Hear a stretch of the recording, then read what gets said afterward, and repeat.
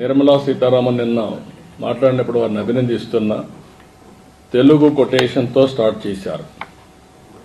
దేశం అంటే మట్టి కాదోయ్, దేశం అంటే మనుషులోయ్ అని ఎలుగెత్తి చాటినటువంటి గురిజాడ అప్పారావు. కంట్రీ అంటే సాయిల్ కాదు, కంట్రీ అంటే మనుషులు. మనుషుల్ని ఎంపవర్ చేయడం మన బాధ్యత అని చేసి 2047కు అవసరమైన ప్రియారిటీస్ అన్ని కూడా బడ్జెట్లో చెప్పారు.